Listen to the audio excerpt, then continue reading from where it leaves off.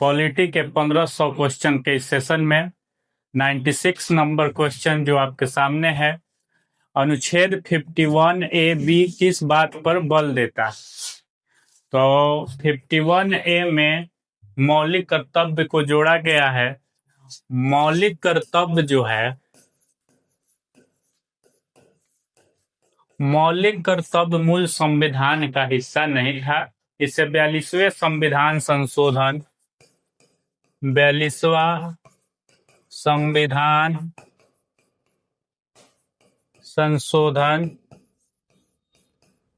जो 1976 में हुआ था, उसके तहत मौलिक कर्तव्य को जोड़ा गया। जब मौलिक कर्तव्य को जोड़ा गया था, उस समय 10 मौलिक कर्तव्य जोड़े गए। 10 मौलिक कर्तव्य की चर्चा हुई थी। बाद में 2003 में एक मौलिक कर्तव्य और जोड़ा गया जो शिक्षा से संबंधित है। 6 से 14 वर्ष के बच्चों के लिए शिक्षा का प्रावधान किया गया है। वह 11वां मौलिक अधिकार है। यहाँ पे आपको बताना है कि 51A(b) किस बात पर बल देता है। तो यहाँ ऑप्शन में देखिए, स्वतंत्रता के लिए राष्ट्रीय आंदोलन को प्रेरित करने वाले उच्च आदर्शों को संजोए रखना है। यही आपका सही आंसर है। ठीक है, ये 51A(b) की बात कर रहा है। अगर 51A की बात करें पहला, तो उसमें संविधान और राष्ट्रगान, राष्ट्रीय चिन्ह, इस सब का सम्मान करने के बारे में बताया गया। तो ये क्या है, 51A(b)। तो इसका सही आंसर आपका ए नंबर होगा। आइए अगला देखते हैं। भारतीय संविधान का कौन सा अनुच्छेद राज्य को न्याय संगत और मानवीय कार्य स्थितियों को सुनिश्चित करने तथा मातृत्व राहत के प्रावधान करने का निर्देश देता है? तो ये आप देख रहे हैं कि ये मौलिक कर्तव्य नहीं, नीति निर्देशक तत्व की बात कर रहा है। आपको पता होगा 36 से 51 अनुच्छेद तक नीति निर्देशक तत्व के बारे में बताया गया है। ये जो है नीति निर्देशक तत्व का विषय है और इसका मेंशन आपका अनुच्छेद 42 में किया गया है। मातृत्व राहत और न्याय संगत और मानवीय कार्य स्थितियों को सुनिश्चित किया गया है अनुच्छेद 42 के तहत। मोस्ट इम्पोर्टेंट एक अनुच्छेद 40 भी है। इसमें ग्राम पंचायतों की गठन की बात की गई है। ग्राम पंचायत के गठन की बात अनुच्छेद 40 में की गई है। यह भी नीति निर्देशक तत्व के अंतर्गत आता है। 36 से 51 अनुच्छेद के। आइए अगला है, भारतीय संविधान के किस अनुच्छेद में न्यायपालिका और कार्यपालिका के पृथक्करण का उल्लेख? दोनों अपना अलग अलग कार्य देखेंगे। इसके बारे में बताया गया है नीति निर्देशक तत्व के अनुच्छेद 50 में। अनुच्छेद 50 जो है वो बताता है कि कार्यपालिका और न्यायपालिका दोनों अपना काम अलग अलग देखेंगे। ये अगला है कि भारतीय संविधान के भाग 8 में, ठीक है, आपको पता है कि हमारे संविधान में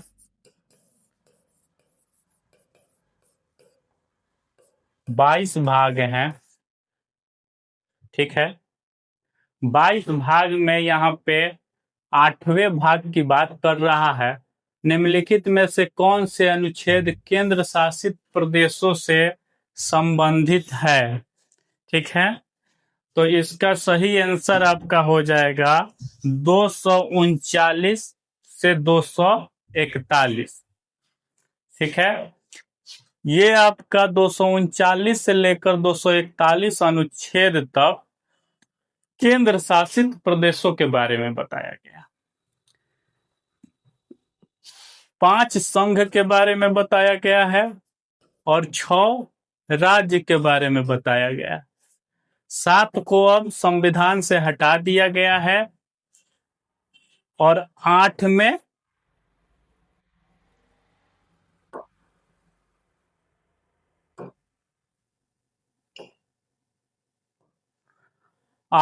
जो है वह केंद्र शासित प्रदेश के बारे में बताया गया है। केंद्र शासित प्रदेश और अनुच्छेद की बात यहाँ पे पूछ रहा है, जो कि 239 से लेकर 241 तक इसमें चर्चा किया गया। भारतीय संविधान का निम्नलिखित में से कौन सा अनुच्छेद धन विधेयक को परिभाषित करता है? धन विधेयक के बारे में बताया गया है। ये बहुत ही इंपॉर्टेंट क्वेश्चन हो जाता है आपका, क्योंकि धन विधेयक के बारे में जो चर्चा किया गया है अनुच्छेद 110 में किया गया है। ठीक है, अनुच्छेद 110 में आपका धन विधेयक के बारे में बताया गया है। यहाँ पे देखिए 112 भी दिया हुआ है। यह बजट के बारे में बात करता है। जो बजट प्रस्तुत किया जाता है हमारे संसद में, उसके बारे में चर्चा अनुच्छेद 112 में होता है और धन विधेयक की बात 10 में। चलिए आगे। अगला है कि भारतीय संविधान की 5वीं अनुसूची के अंतर्गत निम्नलिखित में से कौन से राज्य आते हैं? अनुसूची की बात कर रहा है, तो अनुसूची हमारे संविधान में 12 मेंशन किए गए हैं। 12 अनुसूची जो है वो हमारे संविधान में मेंशन है। जब मूल संविधान बना था उस समय 8 ही अनुसूचियां थी। 8 अनुसूची जो थी वो मूल संविधान, यानी कि जब 1950 में हमारा संविधान बना उस समय सिर्फ 8 अनुसूचियां थी। बाद में और भी संविधान संशोधन करके 4 अन्य अनुसूचियों को जोड़ा गया है। तो यहाँ 5वीं अनुसूची के बारे में बात कर रहा है। जब हम लोग फाउंडेशन का क्लास करेंगे, वहां पे हम लोग अनुसूचियों को, हर अनुसूची को बहुत ही अच्छे से पढ़ा जाएगा। यहाँ पे 5वीं के बारे में बात कर रहा है, तो आपको पता होगा कि 5वीं और 6ठी जो है दोनों में अनुसूचित जाति और अनुसूचित क्षेत्र के बारे में चर्चा है। लेकिन जो 6ठा है वो पूर्वोत्तर के 4 राज्यों के बारे में बात करता है। 6 जो अनुसूची है उसमें पूर्वोत्तर के 4 राज्यों का स्पेशली जिक्र किया गया। वो कौन कौन से राज्य हैं? तो असम है, मेघालय है, त्रिपुरा है और मिजोरम। ठीक है, ये 6ठा अनुसूची में स्पेशली इन 4 राज्यों के बारे में बताया गया है। यहाँ 5वीं अनुसूची के बारे में पूछ रहा है कि अन्य कौन से राज्य, देश भर के अन्य जो राज्य हैं जहाँ पे अनुसूचित क्षेत्र और अनुसूचित जनजाति के बारे में बताया गया है, और 6ठा अनुसूची में पूर्वोत्तर के इन 4 राज्यों के बारे में। अब आइए ऑप्शन देखिए, यहाँ पे 5वीं की बात कर रहा है और मिजोरम दिया है, तो मिजोरम तो नहीं होगा क्योंकि इसका मेंशन 6ठे अनुसूची में है। फिर अगले में देखिए यहाँ असम और त्रिपुरा, ये दोनों 6ठी अनुसूची में बात किया जाता है इसका। यहाँ देखिए मेघालय दिया है, मेघालय भी 6ठी अनुसूची में इसका जिक्र है, और झारखंड और छत्तीसगढ़। इसका मतलब यही हुआ कि 5वीं अनुसूची में जो इसका चर्चा है वो झारखंड और छत्तीसगढ़ हो जाएगा। बाकी के कुछ राज्य ऐसे ऑप्शन में डाले गए हैं जो स्पेशली छठी अनुसूची में जिक्र किया गया। अगला है कि संविधान के अनुच्छेद 323 बी के संबंध में निम्नलिखित में से कौन कथन सही है? 323 बी, देखिए ये जो है, ये जो है एक स्पेशल कोर्ट का निर्णय करता है। जो पहला है 323 ए और 323 बी, ये दोनों में 323 ए में स्पेशली अधिकारियों के बारे में बात किया गया है, उनके ट्रांसफर, पोस्टिंग आदि के बारे में। अगर कोई व्यवस्था गड़बड़ है तो इसके लिए अनुच्छेद 300 ए में जल्द से जल्द उसका फैसला हो, उसके लिए ट्रिब्यूनल्स का गठन होता है। जबकि बाकी अनटैक्स कर जो भी होता है उसका जिक्र 323 बी में किया गया है। ये स्पेशल एक टाइप का कोर्ट होता है जहां पे जल्दी से निर्णय लिए जाते हैं। तो आइए ऑप्शन देखते हैं। यह अधिकरणों को केवल पर्यावरणीय मामलों तक ही सीमित करता है, नहीं, पर्यावरण के अलावे भी बहुत सारे विषय हैं इसमें। यहाँ सशस्त्र बलों हेतु अधिकरणों के गठन की अनुमति नहीं। ये भी देख लेते हैं। यदि राज्यों को स्थानीय शासन हेतु अधिकरण स्थापित करने का अधिकार देता है, यह कराधान, भूमि सुधार और श्रम विवादों जैसे मामले के लिए बिल्कुल डी हो जाएगा। किस किस चीज के लिए गठन होता है 323 बी के तहत ट्रिब्यूनल्स? तो कराधान यानी कि टैक्स, भूमि सुधार, श्रम विवाद जैसे मामलों के लिए ये स्पेशल कोर्ट की व्यवस्था की जाती है।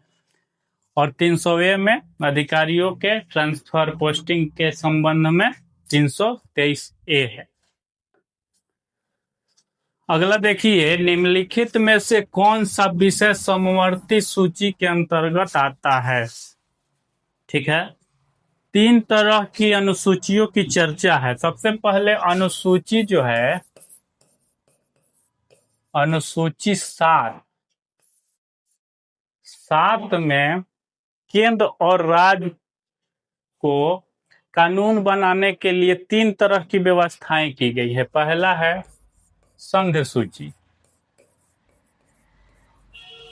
दूसरा है राज्य सूची, और तीसरा आपका हो जाएगा समवर्ती सूची।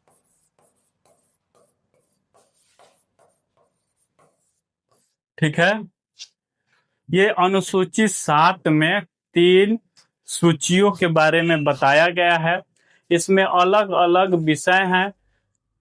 अब यहाँ पूछ रहा है आपका कि समवर्ती सूची का विषय कौन सा है। तो ये देखिए, पहला ऑप्शन रक्षा दिया गया है। रक्षा जो है वह संघ सूची का विषय है। बैंकिंग भी संघ सूची का विषय है। यहाँ पुलिस दिया हुआ है, ये पुलिस राज सूची का विषय हो जाता है। और दंड विधि, क्रिमिनल लॉ, ये है आपका समवर्ती सूची का विषय। यानी कि कुछ ऐसे क्रिमिनल लॉ होते हैं जहां संघ कानून बनाता है, और कुछ ऐसे भी क्रिमिनल लॉ हैं जहां पे राज्य अपना कानून बना सकता है। तो इसका समवर्ती सूची में जिक्र किया गया है, ऑप्शन डी। देखिए अगला है कि किस संवैधानिक संशोधन अधिनियम ने भारत के संविधान में 9वीं अनुसूची जोड़ी गई? तो आपको पता है कि 8 अनुसूचियां मूल संविधान में था, 9वीं अनुसूची जोड़ी गई है संविधान संशोधन के तहत। तो ये था पहला ही संशोधन। पहला संविधान संशोधन जब हुआ, पहला संविधान संशोधन के तहत ही पहला जब संविधान संशोधन हुआ, कब हुआ? तो 1951 में जब पहला संविधान संशोधन हुआ भूमि सुधार के संबंध में, तो ये 1951 के तहत पहला ही संविधान संशोधन अधिनियम के तहत 9वीं अनुसूची जोड़ी गई है। आपका ऑप्शन सी में ये बात लिखा गया है। 1951 में पहला संविधान संशोधन हुआ, उसी के तहत 9वीं अनुसूची को संविधान का हिस्सा बनाया गया। अगला है कि कौन सा अनुच्छेद नगर पालिकाओं के गठन से संबंधित है। तो नगर पालिका का जिक्र किया है, तो नगर पालिका जो है हमारी 12वीं अनुसूची में शामिल की गई है। 12वीं अनुसूची जो है, जो कि 74वां संविधान संशोधन हुआ था। 74 संविधान संशोधन हुआ, कब हुआ? तो 1992 में हुआ। 1992 में 74वां संविधान संशोधन के तहत 12वीं अनुसूची जोड़ी गई, जिसमें नगर पालिकाओं के गठन से संबंधित बात कही गई है। यहाँ पे अनुच्छेद के बारे में बात कर रहा है, तो इसका सही आंसर देखिए यहाँ पे डी हो जाएगा। अनुच्छेद 243 और क्यू, तो अनुच्छेद 243 क्यू में नगर पालिका के गठन के बारे में बताया गया है। ठीक है, 243 क्यू में इसका जिक्र है। विभिन्न संवैधानिक पदों के लिए शपथ और प्रतिज्ञान के स्वरूप किस अनुसूची में निर्दिष्ट है? शपथ और परित्याग। तो आप जानते होंगे कि पहली अनुसूची में राज्य और उसके क्षेत्र से संबंधित विषय को जोड़ा गया है, राज्य और उसके क्षेत्र के बारे में। दूसरा जो अनुसूची है उसमें जितने भी पद हैं उनके वेतन से संबंधित विषय को शामिल किया गया है। और तीसरा जो अनुसूची है उसमें उस पद पर बैठने से पहले जो शपथ लिया जाता है उसका जिक्र किया गया है तीसरी अनुसूची में। आपको चौथी अनुसूची भी अभी ही हम बता दें कि राज्यसभा में सीटों का जो बंटवारा होता है कि किस राज्य को कितने सीट दिए जाएंगे, इसका मेंशन चौथी अनुसूची में किया गया है। पहले में राज्य और उसके क्षेत्र, दूसरे में वेतन, तीसरा में शपथ और चौथे में राज्यसभा के सीटों का आवंटन। तो चलिए यहाँ पे तो पूछ रहा है शपथ के बारे में। आप यहाँ देखिए अनुसूची 3 में ऑप्शन में दिया गया है सी में ही तीसरी अनुसूची। अगला है कि भारतीय संविधान के निम्नलिखित में से कौन से अनुच्छेद विशेष रूप से प्रशासनिक और अन्य मामलों के अधिकरणों ट्रिब्यूनल्स की स्थापना। इसके पहले वाले क्वेश्चन में 243 बी के बारे में हम लोग 323 बी के बारे में हम लोगों ने पढ़ा। 323 बी के बारे में हम लोग अभी पढ़े हैं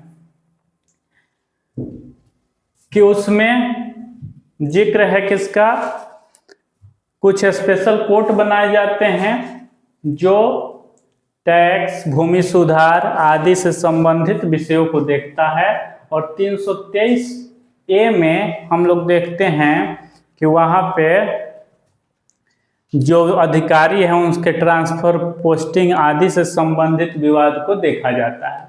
तो यहाँ दोनों के बारे में बात किया है, प्रशासनिक और अन्य मामलों।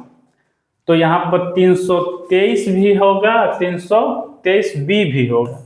यानी कि ऑप्शन नंबर सी 323 में ही दोनों मेंशन है, क्लॉज कर दिया गया है क्लॉज ए और क्लॉज बी के तहत।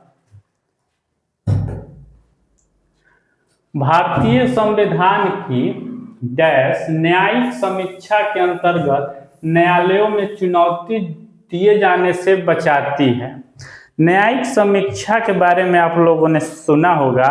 न्यायिक समीक्षा ये है कि जब संसद कानून बनाती है, संसद जब कानून बना देती है तो वह न्यायपालिका के समक्ष पहुंचती है और ये जांच किया जाता है कि ये कानून न्याय संगत है या नहीं।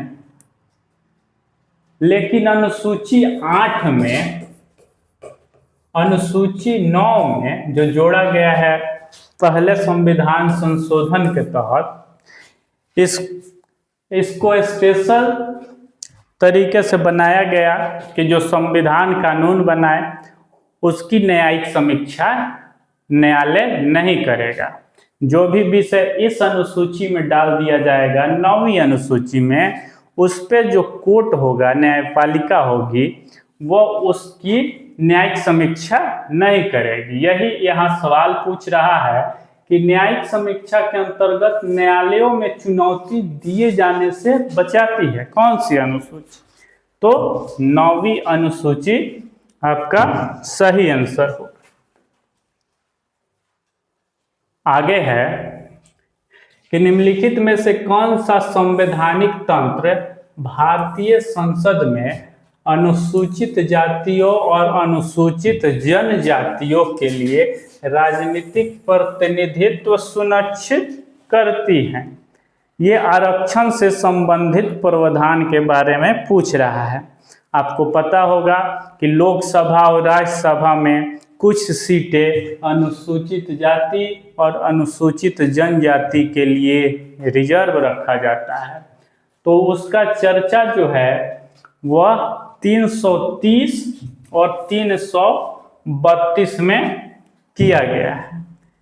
ठीक है, 330 अनुच्छेद और 332 में संसद के 2 सदन होते हैं, एक होता है राज्यसभा और एक होता है लोकसभा।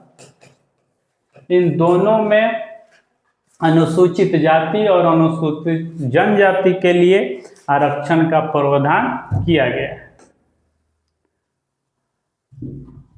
आगे देखिए कि भारतीय संविधान का कौन सा भाग के बारे में चर्चा कर रहा है। अनुसूचित जातियों, अनुसूचित जनजातियों और पिछड़े वर्ग के लिए विशेष प्रावधान से संबंधित है। तो ये देखिए ऑप्शन के अनुसार भी आप देखिएगा तो यहाँ भाग 3 ये तो मौलिक अधिकार है, 4 में नीति निर्देशक के बारे में बात किया गया है।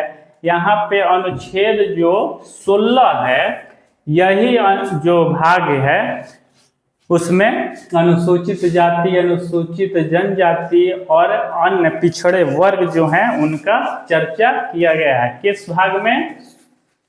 भाग 16 में। भाग 16 में अनुसूचित जाति, अनुसूचित जनजाति और पिछड़े वर्ग की चर्चा।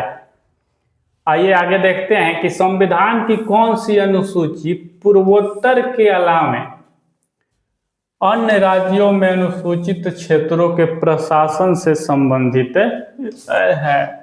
पूर्वोत्तर के स्पेशली 4 राज्यों की चर्चा अनुसूची 6 में की गई है, लेकिन यहाँ पे उसके बारे में नहीं पूछ रहा है। कह रहा है कि पूर्वोत्तर के अलावा अन्य राज्यों में जो अनुसूचित क्षेत्रों के प्रशासन से संबंधित है, तो ये अनुसूची 5 हो जाएगा।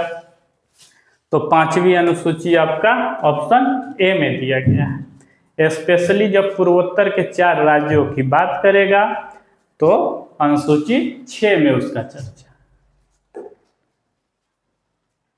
अगला है कि संविधान की कौन सी अनुसूची अनुसूचित क्षेत्रों और जनजातियों के प्रशासन से संबंधित है? तो देखिए यहाँ पे आपका यहाँ देखिए स्पेशली किसी पूर्वोत्तर राज्यों के बारे में नहीं मेंशन किया गया है और अनुसूचित क्षेत्रों के प्रशासन की ही बात कर रहा है, तो इसका भी आंसर आपका 5 ही होगा। 5वीं अनुसूची देश के सारे स्टेट में अनुसूचित जनजातियों और अनुसूचित क्षेत्रों के प्रशासन से संबंधित विषय को लिखा जाता है। अगला है कि भारतीय संविधान का कौन सा अनुच्छेद संघ स्तर पर मंत्री परिषद का प्रावधान करता है। ठीक है, तो ये मंत्री परिषद से संबंधित सवाल है कि मंत्री परिषद, तो यहाँ पे आपका 74 अनुच्छेद जो है उसमें मंत्री परिषद होगा। किसके लिए? तो राष्ट्रपति की मदद के लिए एक मंत्री परिषद का गठन होगा जिसके अध्यक्ष प्रधानमंत्री होंगे। ये चर्चा हुआ है। तो मंत्री परिषद का प्रावधान अनुच्छेद 74 के अंतर्गत किया गया है। आगे है कि 7वीं अनुसूची की किस सूची में केंद्र सरकार को कानून बनाने की विशेष शक्ति है। केंद्र सरकार किस विषय पे कानून बना सकता है? तो केंद्र सरकार यानी कि संघ सूची पर विशेषाधिकार है केंद्र को।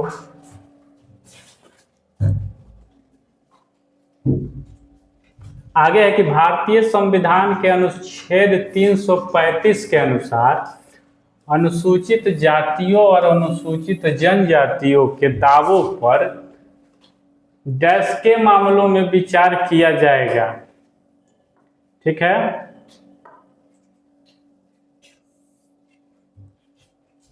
तो ये आपका हो जाएगा सार्वजनिक रोजगार।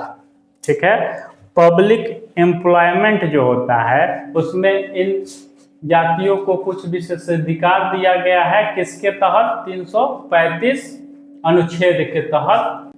अगला है कि भारतीय संविधान की किस सूची के अंतर्गत सहकारी समितियों का वर्गीकरण किया गया है।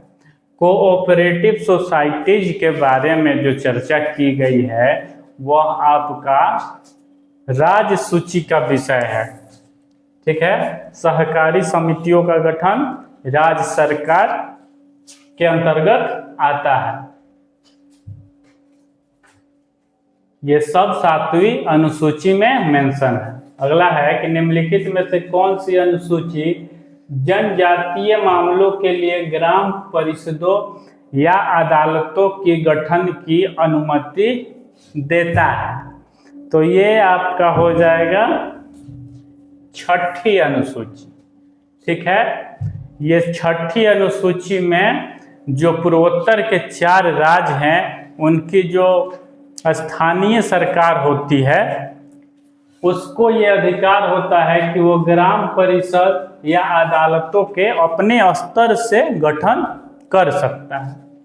ठीक है, ये 5वीं अनुसूची में जो शामिल स्टेट है उनको ये अधिकार नहीं है। केवल 6ठी अनुसूची के जो 4 राज्य हैं उन्हीं को ये अधिकार दिया गया है। आगे है कि भारतीय संविधान की निम्नलिखित में से कौन सा अनुच्छेद आवश्यकता पड़ने पर संविधान में संशोधन की प्रक्रिया निर्धारित करता है।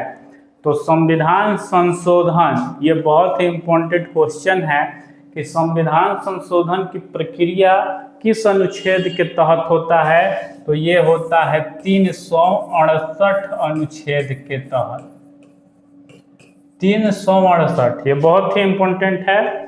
तो अनुच्छेद 368 के तहत संविधान संशोधन होता है और ये किस भाग में है? तो ये 20वें भाग में इसको शामिल किया गया है। संविधान संशोधन 20वें भाग के तहत 368 अनुच्छेद में शामिल किया गया है। आगे है कि भारतीय संविधान के निम्नलिखित में से किस अनुच्छेद में भारत के राष्ट्रपति को वार्षिक रूप से प्रतिवेदन प्रस्तुत करने के संघ लोक सेवा आयोग के कर्तव्य के बारे में उल्लेख किया गया है। ठीक है, प्रतिवेदन, जो संघ लोक सेवा आयोग होता है वह अपना प्रतिवेदन हर साल राष्ट्रपति को देगा। इसका मेंशन अनुच्छेद 323 में किया गया है। ठीक है, तो संघ लोक सेवा आयोग का गठन जो है 315 में किया गया है। 315 अनुच्छेद जो है उसमें संघ लोक सेवा आयोग का गठन का चर्चा है, जबकि अंतिम 323 जो है इसमें राष्ट्रपति को प्रतिवेदन ये आयोग देता है। अगला है कि 5वीं अनुसूची के अंतर्गत अनुसूचित क्षेत्रों में राज्यपाल के विनियमन निम्नलिखित में से किसे निषिद्ध या प्रतिबंधित कर सकता है। तो ये राज्यपाल को अधिकार दिया गया है कि 5वीं अनुसूची में शामिल ऐसे क्षेत्र जो अनुसूचित क्षेत्र हैं उन क्षेत्रों में आप क्या नहीं कर सकते हैं, तो भूमि अंतरण नहीं कर सकते। लैंड की खरीद बिक्री पे राज्यपाल अपने अधिकार से इस पे प्रतिबंध लगा सकता है। अगला है कि भारतीय संविधान की कौन सी अनुसूची राज्यों और केंद्र शासित प्रदेशों के राज्यसभा के सीटों का आवंटन से संबंधित है। तो किस अनुसूची में, तो 4थी अनुसूची में राज्यसभा के सीटों के आवंटन से संबंधित है। 12 अनुसूची है, उसमें से 4थी अनुसूची में बताया गया है कि राज्यसभा के सीट किस राज्य में कितने होंगे। अनुसूचित क्षेत्रों और जनजातीय क्षेत्रों के प्रशासन का प्रावधान निम्नलिखित में से किस अनुच्छेद के अंतर्गत उल्लेखित है। ठीक है, तो ये आपका 244 जो अनुच्छेद है उसके तहत ये बताया गया है कि अनुसूचित क्षेत्रों और जनजातीय क्षेत्रों के प्रशासन का क्या प्रावधान होगा। 244 के अनुच्छेद। भारतीय संविधान का अनुच्छेद 52 से 78 निम्नलिखित में से किससे संबंधित है। ठीक है, 52 से 78 आपको पता होगा कि संघ के बारे में चर्चा किया जाता है 5वें भाग में। 5वां जो भाग है उसमें संघ के बारे में चर्चा किया गया है। 52 से जो 62 तक जो चर्चा है वो राष्ट्रपति से संबंधित है। 52 से 62 तक के अनुच्छेद में राष्ट्रपति के बारे में बताया गया है। यहाँ पे पूछ रहा है कि 52 से 78 तक तो राज्य कार्यकारिणी तो होगा नहीं, क्योंकि संघ के बारे में। यहाँ विधानमंडल और न्यायपालिका, ये ही सही आंसर होगा कि संघ कार्यकारिणी ठीक है, ये संघ कार्यकारिणी जो है उसका चर्चा 52 से 78 में किया गया है। 79 की अगर बात की जाए 79 की, तो वहां पे संसद के गठन से संबंधित है। जो संसद होगा उसके बारे में अनुच्छेद 79 से बताया गया है।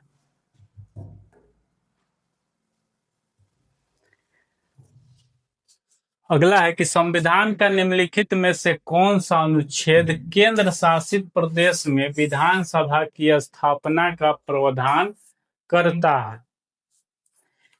केंद्र शासित प्रदेश में विधानसभा, आपको पता होगा कि हमारे देश में 8 केंद्र शासित प्रदेश हैं, लेकिन हर केंद्र शासित प्रदेश में विधानसभा नहीं। 2 ही विधानसभा ऐसे हैं, एक तो दिल्ली और एक पुदुचेरी। ये 2 ऐसे केंद्र शासित प्रदेश है जहां पर विधानसभा का गठन किया गया है। तो ये पूछ रहा है कि किस अनुच्छेद के तहत केंद्र शासित प्रदेशों में विधानसभा का गठन किया जा सकता है। तो ये अनुच्छेद 239A के तहत विधानसभा का गठन केंद्र शासित प्रदेशों में किया जा सकता है। अगला है कि निर्वाचित सदस्यों के दल बदल को रोकने के लिए भारतीय संविधान में कौन सी अनुसूची जोड़ी गई। अर्थात कुछ ऐसे प्रतिनिधि होते हैं जो किसी दूसरे दल से चुनाव जीत लेते हैं और सिर्फ दूसरे दल में शामिल हो जाते हैं। इसी व्यवस्था को रोकने के लिए भारतीय संविधान में 10वीं अनुसूची को जोड़ा गया था। 10वीं अनुसूची को जोड़ा गया था। कब जोड़ा गया था? तो 1985 में। 1985 में दल बदल विरोध के कानून के रूप में 10वीं अनुसूची जोड़ा गया। अगर संविधान संशोधन पूछ ले कि कितने नंबर का संविधान संशोधन था, तो ये था आपका 52वां संविधान संशोधन। 52वां संविधान संशोधन के तहत आपका दल बदल से संबंधित कानून को 10वीं अनुसूची में जोड़ा गया। कब? 1985। अगला है कि राष्ट्रीय हरित न्यायाधिकरण की स्थापना भारतीय संविधान के किस अनुच्छेद द्वारा पर्यावरणीय अधिकारों के प्रवर्तन के लिए की गई है? ठीक है, तो ये आपका 21 नंबर का जो अनुच्छेद है, ये मौलिक अधिकार से संबंधित विषय है। राष्ट्रीय हरित न्यायाधिकरण की स्थापना भारतीय संविधान के 21वें अनुच्छेद के तहत किया गया।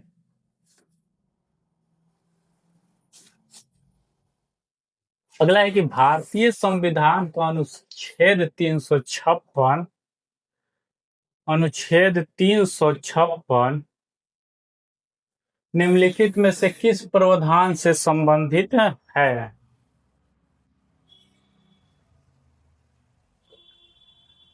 तीन सौ छप्पन। तो जैसा कि आप सबको 352, 356 और 360 ये तीन जो अनुच्छेद हैं, ये आपातकाल से संबंधित है, इमरजेंसी से संबंधित है। तो 352 में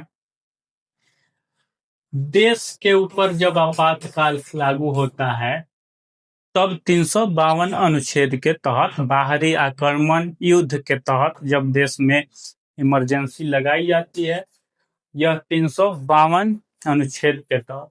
यह 356 जो है, वह जब राज्य में जब संवैधानिक फेल हो जाता है, जो राज्य का गवर्नमेंट होता है संवैधानिक स्तर पर फेल हो जाता है, तब राष्ट्रपति शासन लागू होता है उस स्टेट में। तो ये 356 अनुच्छेद के तहत लगता है। जबकि 360वें अनुच्छेद में वित्तीय आपातकाल, फाइनेंशियल इमरजेंसी के बारे में प्रावधान किया गया। यहाँ पे आपका 356 के बारे में जिक्र है, यानी कि प्रेसिडेंट्स रूल, ये राज्यों में लागू होता है। भारतीय संविधान की कौन सी अनुसूची नगर पालिकाओं की शक्तियों, अधिकारों और उत्तरदायित्वों से संबंधित है? तो ये आपका नगर पालिका से संबंधित अनुसूची पूछ रहा है। तो 11वीं अनुसूची पंचायत के लिए है और 12वीं जो अनुसूची है, ये आपका नगर पालिका से संबंधित है।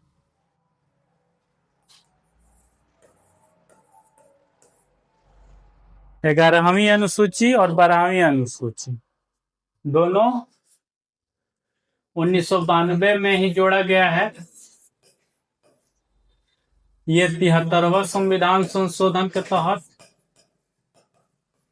और ये 74वें संविधान संशोधन के अंतर्गत, ठीक है, दोनों 1992 में जोड़े गए। यहाँ पे नगर पालिका का जिक्र है तो 12वीं होगा, 12वीं अनुसूची में। अगला देखिए कि संघ सूची के विषयों का उल्लेख भारतीय संविधान के किस अनुच्छेद के अंतर्गत किया गया है। संघ सूची के जो विषय हैं वो 246 में शामिल किए गए हैं। राष्ट्रीय अनुसूचित जाति आयोग का गठन किस अनुच्छेद के तहत किया गया है। ये आपका किया गया है 338, ठीक है, 338 के अंतर्गत। देखिए यहाँ पे 338 होगा, 338 का ए होगा और 338 का बी भी शामिल है। 338 के तहत अनुसूचित जाति, जो कि इस क्वेश्चन में पूछा गया था, 338 में अनुसूचित जनजाति के बारे में बताया गया, ठीक है। और ये जो है 338 बी, ये पिछड़ा वर्ग के बारे में बताया गया। पिछड़ा वर्ग आयोग का गठन 338 बी के तहत, 338 ए के तहत अनुसूचित जनजाति आयोग का गठन और 338 के तहत अनुसूचित जाति का गठन। यहाँ पे बी आपका सही है। भारतीय संविधान की 5वीं अनुसूची, देखिए फिर से 5वीं अनुसूची का जिक्र किया गया है। तो ये अनुसूचित क्षेत्रों और अनुसूचित जनजातियों के प्रशासन से संबंधित है, ठीक है।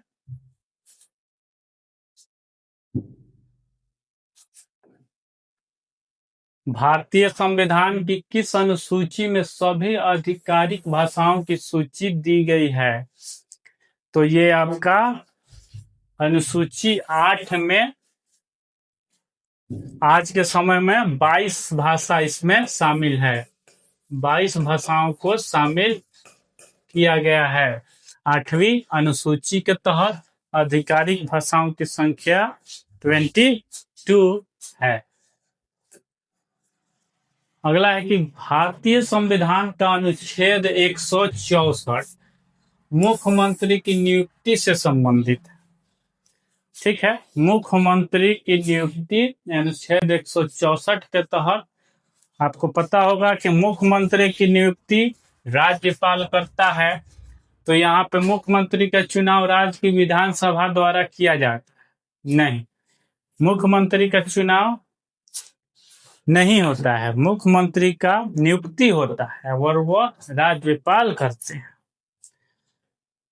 तो यहाँ पे डी नंबर में दिया गया है कि मुख्यमंत्री की नियुक्ति राज्यपाल द्वारा की जाएगी और ये कहाँ बताया गया है, संविधान के 164 नंबर अनुच्छेद में बताया गया। अगला है कि संविधान जो है, भारतीय संविधान का कौन सा अनुच्छेद केंद्र शासित प्रदेशों के प्रशासन से संबंधित है। तो ये आपका हो जाएगा 239 में केंद्र शासित प्रदेशों के बारे में बताया गया।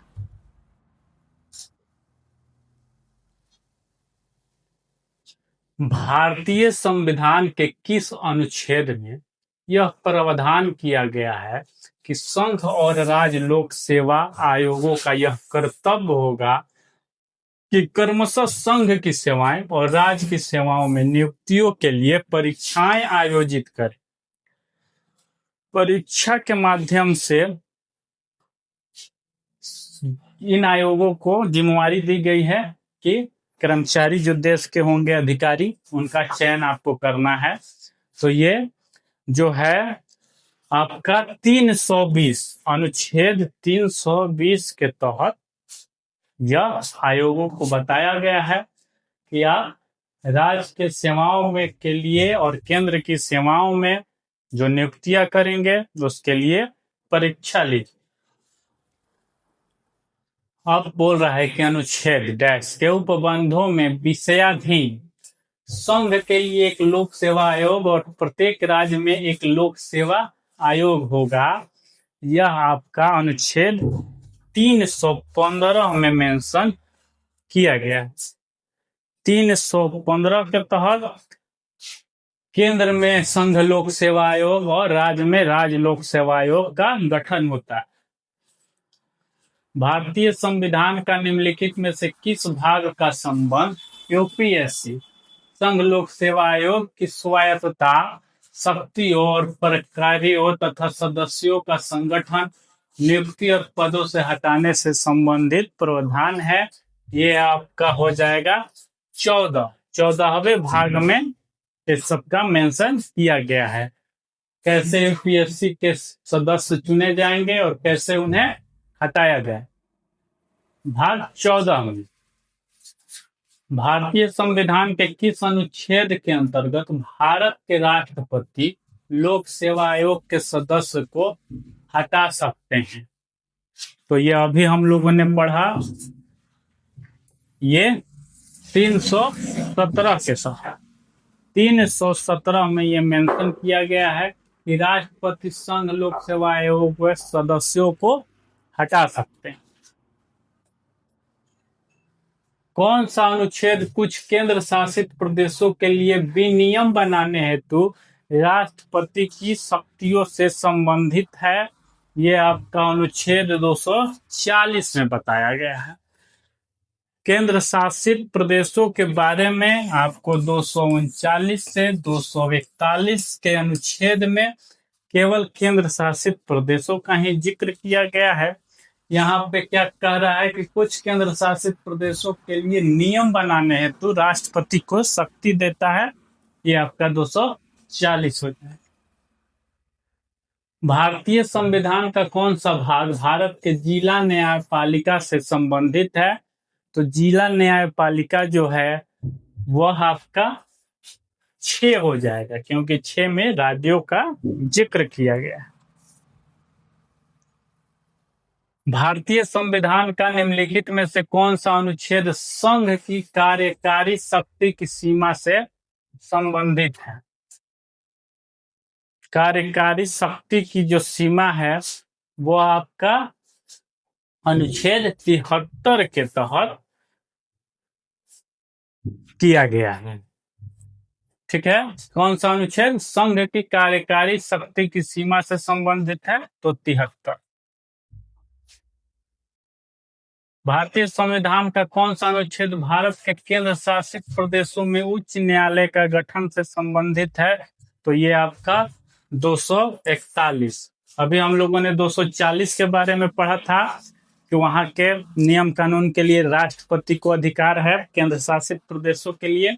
अब उच्च न्यायालय की बात कर रहा है, वह 241 हो जाए। कौन सा अनुच्छेद संसद में प्रयोग की जाने वाली भाषा से संबंधित है? तो ये आपका संसद में अंग्रेजी और हिंदी भाषा चलता है। कार्य करने के लिए जो संसद में भाषा है वो हिंदी अंग्रेजी है और इसका 120 अनुच्छेद के तहत प्रयोग किया जाता। कौन सा अनुच्छेद वित्त आयोग से संबंधित है?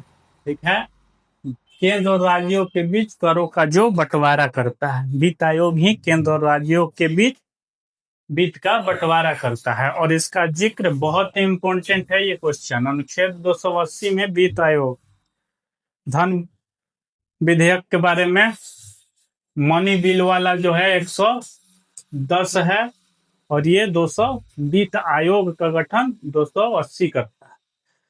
कौन सा अनुच्छेद भाषाई अल्पसंख्यकों के लिए विशेष अधिकारी के पद से संबंधित है?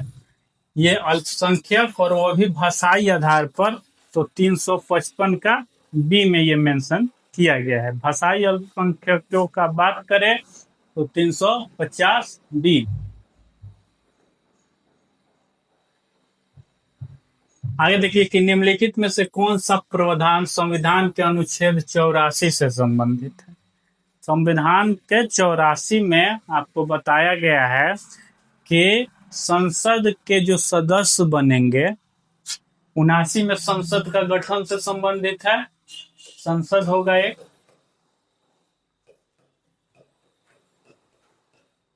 ठीक है, और 84 में संसद के जो सदस्य होंगे उनका क्वालिफिकेशन क्या होगा, यानी कि संसद की सदस्यता के लिए अर्हता के बारे में बताया गया, क्या उनकी योग्यता होनी चाहिए।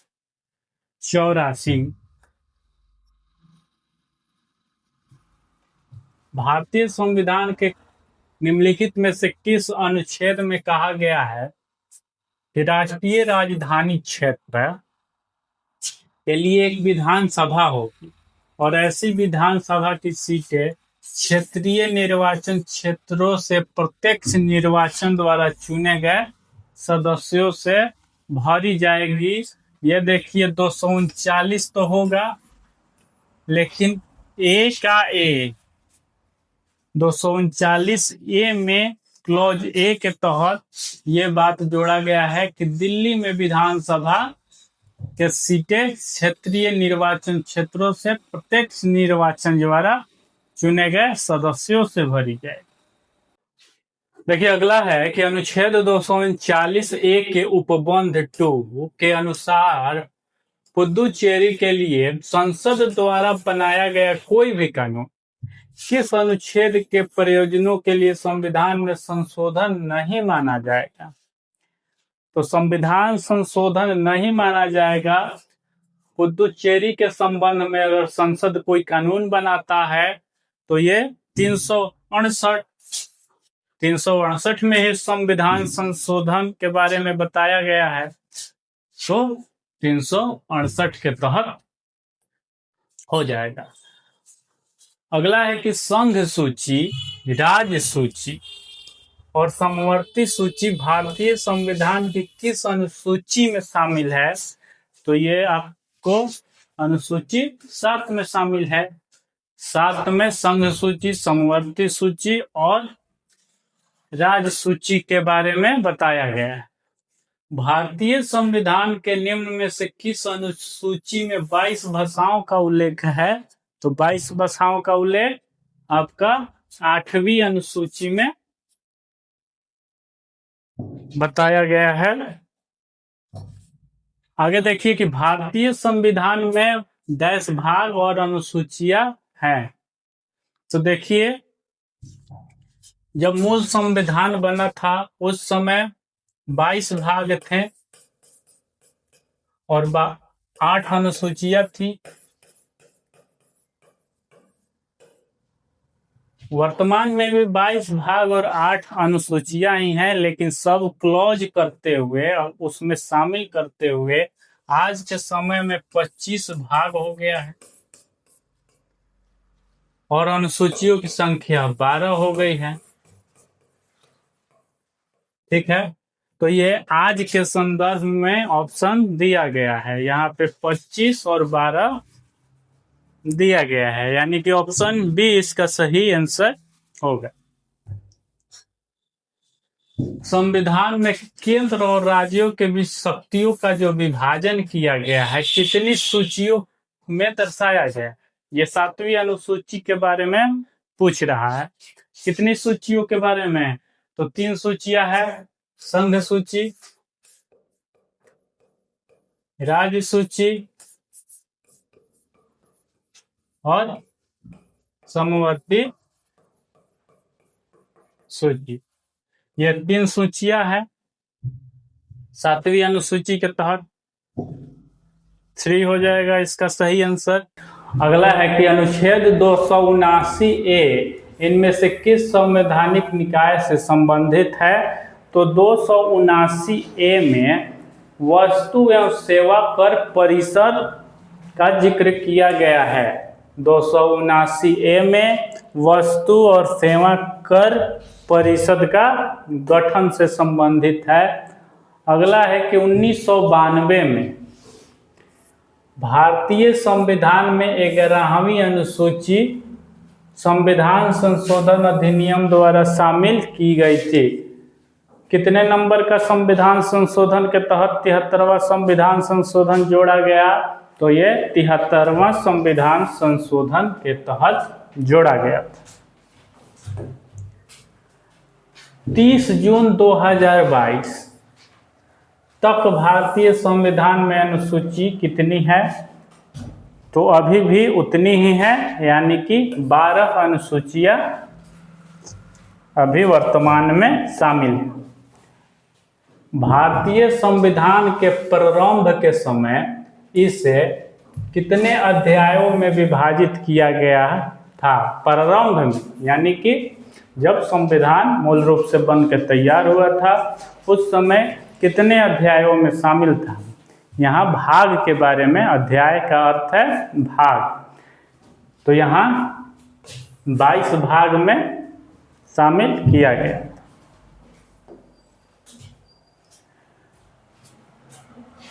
भारत के संविधान लागू होने के समय कुल कितने अनुच्छेद थे? तो अनुच्छेदों की संख्या कितनी थी जब संविधान लागू हुआ था? तो सबको पता है कि 395 अनुच्छेद हमारे संविधान में शामिल थे। अगला है कि इनमें से कौन सा अनुच्छेद भारतीय संसद को जातियों, उपजातियों एवं जनजातियों को अनुसूचित जातियों की सूची में शामिल करने और उसे बाहर करने की शक्ति प्रदान करता है? ठीक है, अनुसूचित जाति और जनजाति को शामिल करने और उसे बाहर करने का अधिकार संसद को है। और ये किस अनुच्छेद के तहत? तो 341 अनुच्छेद के तहत। संसद के पास भारतीय संविधान की अनुसूची 7 की सूची 2 में शामिल विषयों पर कानून बनाने की शक्ति नहीं है। इस सामान्य नियम का एक अपवाद है। ठीक है, इस सवाल का अर्थ ये है कि जो राज्य सूची का विषय है, राज्य सूची का जो विषय है उस पे केंद्र कानून नहीं बना सकता, लेकिन एक विशेष परिस्थितियों में राज्य सूची के विषय पर भी केंद्र कानून बना सकता है। कौन सा ऐसा विशेष प्रावधान है? तो देखिए यहाँ पे हो जाएगा कि यदि राज्यसभा, ठीक है, यदि राज्यसभा इस आशय का प्रस्ताव पारित करती है, राज्यसभा अगर प्रस्ताव पारित कर दे तो राज्य सूची के विषय पर भी संसद कानून बना सकता है। और यह राज्यसभा के लिए मेजॉरिटी से कानून पास होना चाहिए, यानी 2/3 से जब राज्यसभा कानून पारित करेगा प्रस्ताव, तब जाके संसद राज्य के विषय पर कानून बना सकता है। आगे है कि भारतीय संविधान में शिक्षा को किस सूची में शामिल किया गया है? तो शिक्षा समवर्ती सूची का विषय है। अगर शिक्षा की बात करें, वन की बात करें, ये सब समवर्ती सूची के विषय हैं।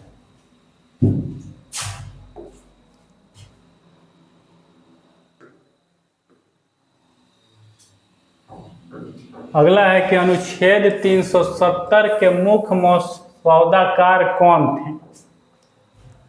ठीक है, 370 आपको पता होगा, जम्मू कश्मीर को विशेष राज्य का दर्जा इसी के तहत मिला था।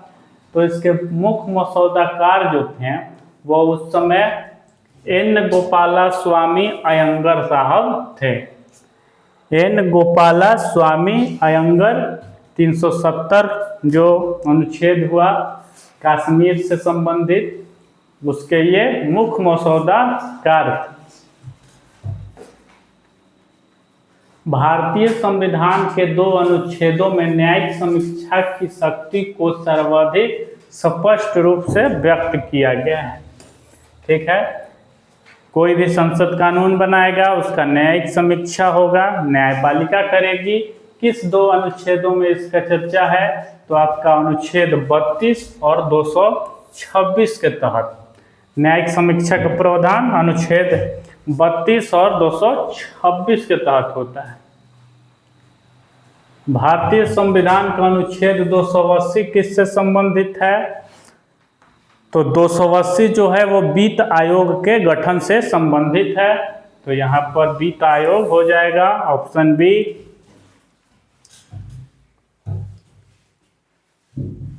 अगला है कि निम्नलिखित में कौन सा राज्य भारतीय संविधान की 6वीं अनुसूची द्वारा शासित नहीं है?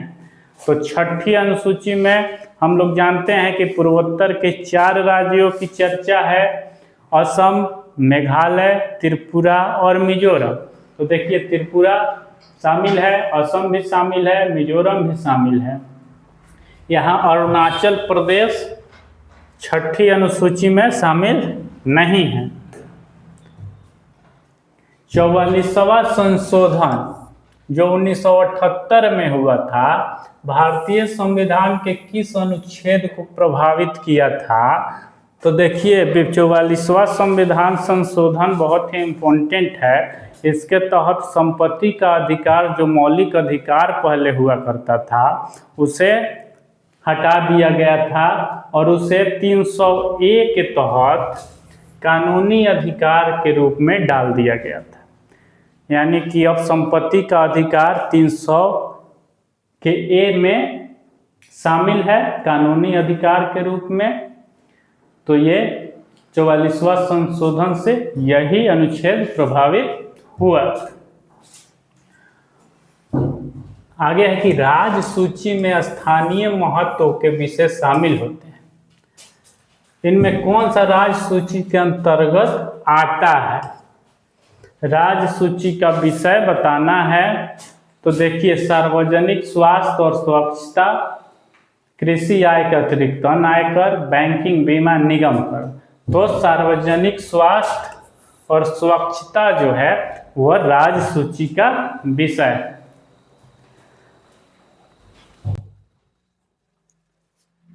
अब देखिए कि कौन सा विषय समवर्ती सूची के अंतर्गत आता है। तो 1 आता है समवर्ती सूची के अंतर्गत। पुलिस तो आएगा राज्य सूची, यहाँ रक्षा और व्यापार ये आपका केंद्र सूची यानी संघ सूची का विषय। भारतीय संविधान के निम्न में कौन से अनुच्छेद में मनी बिल को परिभाषित किया गया है? मनी बिल के बारे में हम लोग इसी क्लास में पढ़े हैं कि 110 में मेंशन किया गया है। तो इसका सही आंसर 110 हो जाएगा। भारतीय संविधान के किस अनुच्छेद में पंचायतों और स्थानीय निकाय शासन से संबंधित प्रावधान शामिल है? तो ये आपका हो जाएगा, देखिए यहाँ अनुच्छेद 243 में पंचायतों से संबंधित बातों को लिखा गया है। अगला है कि संविधान में इनमें से किस अनुच्छेद में केंद्रीय बजट को वार्षिक वित्तीय वितरण के रूप में संदर्भित किया जाता है? यानी कि किस अनुच्छेद में बजट का जिक्र किया गया है? तो बजट का जो जिक्र है वो हमारे अनुच्छेद 112 में किया गया है। अगला है कि निम्नलिखित में से किस अनुच्छेद में यह प्रावधान किया गया है कि राष्ट्रपति के आदेश द्वारा एक अंतर्राज्यीय परिषद का गठन किया जाता है? अंतर्राज्यीय परिषद का गठन इसलिए किया जाता है कि राज्यों के बीच अगर किसी तरह का विवाद हो तो उसको ये संगठन सुलझाएगा। तो इसका जो मेंशन किया गया है अनुच्छेद 263 के तहत किया गया है। आइए देखते हैं कि वित्तीय आपातकाल फाइनेंशियल इमरजेंसी संबंधित प्रावधानों का उल्लेख भारतीय संविधान के निम्नलिखित में से कौन सा अनुच्छेद में बताया गया। 3 तरह के इमरजेंसी, 352, 56 और 60। तो जो 60 है, 360, उसमें वित्तीय आपात के बारे में चर्चा किया गया। अगला है कि भारतीय संविधान का अनुच्छेद 368 संबंधित है। 368 जो कि संविधान संशोधन से संबंधित है, भाग 20 के अनुच्छेद 368। तो यहाँ संविधान के संशोधन। अगला है कि भारतीय संविधान के निम्नलिखित में से किस अनुच्छेद का भाग 20 संविधान और उसकी प्रतिक्रियाओं में संशोधन करने के लिए संसद की शक्ति से संबोधित करता है। पिछला क्वेश्चन इसी से संबंधित था, यानी कि 368 अनुच्छेद भाग 20 के तहत उन संसद में, संविधान में संशोधन के जिक्र है।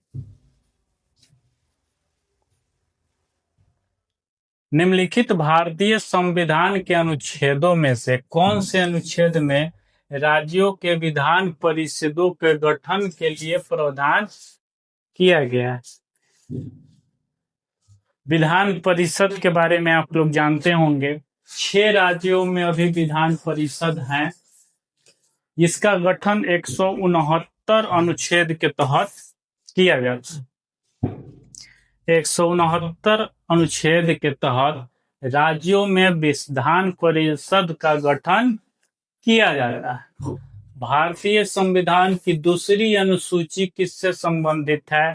दूसरी अनुसूची वेतन से संबंधित है। जितने भी पद होते हैं, राष्ट्रपति का, राज्यपाल का, मुख्य न्यायाधीश, उच्च न्यायालय, उच्चतम न्यायालय, न्यायाधीश का वेतन। तीसरे में है इन सब का शपथ के बारे में। तो दूसरे में क्या है? वेतन के बारे में।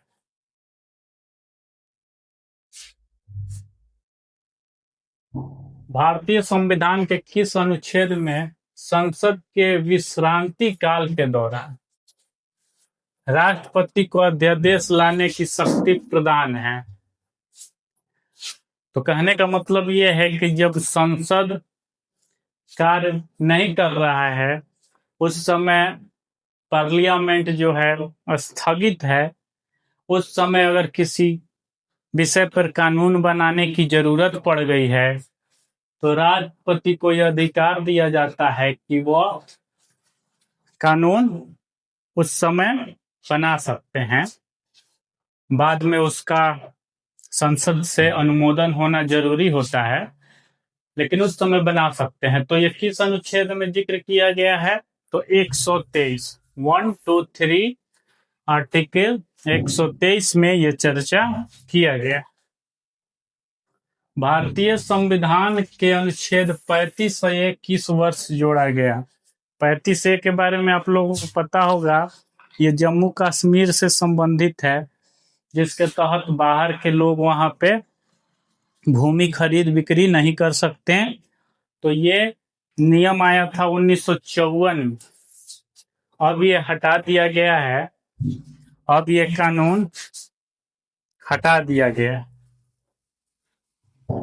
भारतीय संविधान के निम्नलिखित में से किस अनुच्छेद में संसद के दोनों सदनों की संयुक्त बैठक से संबंधित प्रावधान किया गया?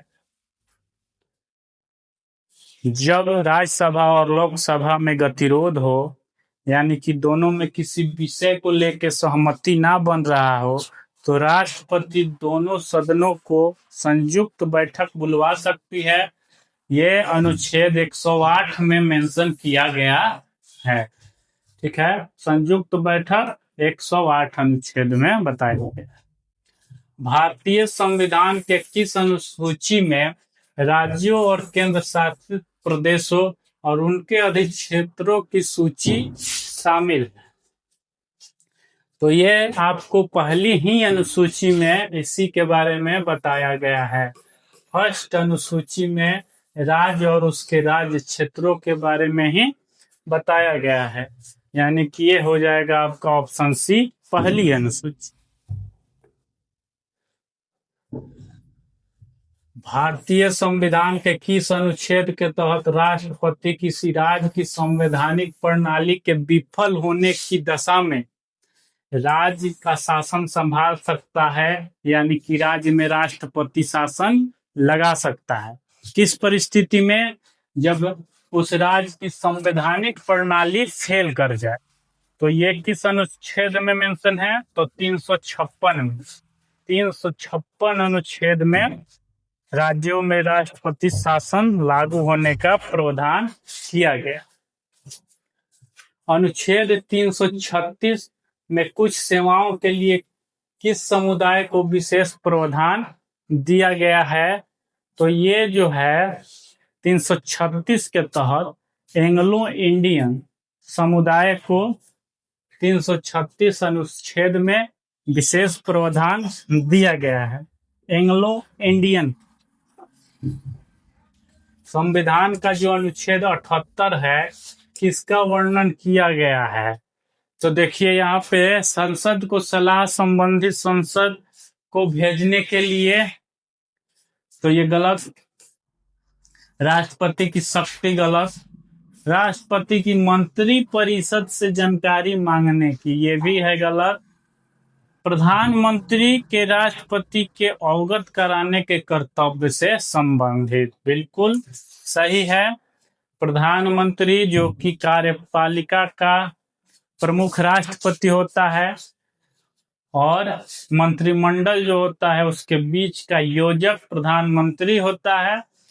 तो यह सारे बातों को राष्ट्रपति को अवगत कराएंगे, ये अनुच्छेद 78 में मेंशन। भारतीय संघ की आधिकारिक भाषाओं का उल्लेख भारत के संविधान के किस अनुसूची में? तो भाषाओं से संबंधित अनुसूची 8, 8वीं अनुसूची में भाषाओं का संबंध है। अगला देखिए कि भारत संविधान की 10वीं अनुसूची किससे संबंधित है? 10वीं अनुसूची जो कि दल बदल से संबंधित है, 1985 में शामिल हुआ था और किसी दूसरे दल से चुनाव जीतने वाले प्रतिनिधि दूसरे दल में शामिल ना हो, इसी का रोक लगाता है ये कानून। तो दल बदल विरोधी कानून। भारतीय संविधान के निम्नलिखित अनुच्छेदों में से किस अनुच्छेद में यह उल्लेख है कि मुख्यमंत्री राज्यपाल द्वारा नियुक्त किया जाएगा? मुख्यमंत्री जो होगा वो राज्यपाल द्वारा नियुक्त होगा। तो ये 164 अनुच्छेद में मेंशन है कि राज्यपाल मुख्यमंत्री की नियुक्ति करेगा। कौन सा राज्य संविधान की 6ठी अनुसूची का पालन नहीं करता है जो जनजातीय क्षेत्रों के प्रशासन और नियंत्रण से संबंधित है? तो वही क्वेश्चन है कि 6ठी अनुसूची में पूर्वोत्तर के 4 राज्यों का चर्चा है। अब उसमें से कौन सा नहीं है? चारों राज्यों को आपको याद रहना चाहिए। असम है, नागालैंड नहीं है, मेघालय और त्रिपुरा भी है, यानी कि इसका सही आंसर आपका नागालैंड हो जाएगा। नागालैंड जो है वह 6ठी अनुसूची में शामिल नहीं है। हमारे संविधान का कौन सा अनुच्छेद यह कहता है कि सदन में वोटों की समतुल्यता की स्थितियों में स्पीकर के पास अंतिम कास्टिंग मत होगा? यह आपको पता होगा कि जब किसी विषय पे वोटिंग होता है और संसद में वोटिंग जब इक्वल हो जाए तो जो अध्यक्ष होते हैं उनको निर्णायक मत देने का अधिकार होता है। यह अधिकार किस अनुच्छेद के तहत दिया गया है? तो अनुच्छेद 100 में यह बात कही गई है। 100 में भी 100 एक क्लॉज में यह बात कही गई। अगला है कि भारतीय संविधान के अनुच्छेद 112 के तहत तैयार वार्षिक वित्तीय विवरण को कहा जाता है। ठीक है, 112 में जो वित्तीय वार्षिक वित्तीय विवरण जो तैयार होता है उसी को हम लोग बजट के नाम से जानते हैं। बजट जो संसद में प्रस्तुत किया जाता है। अगला है कि भारत के राज्य एवं संघ शासित प्रदेशों का संविधान के किस अनुसूची में उल्लेख है? तो ये पहले अनुसूची में राज्य और उनके क्षेत्रों का उल्लेख है, तो प्रथम अनुसूची।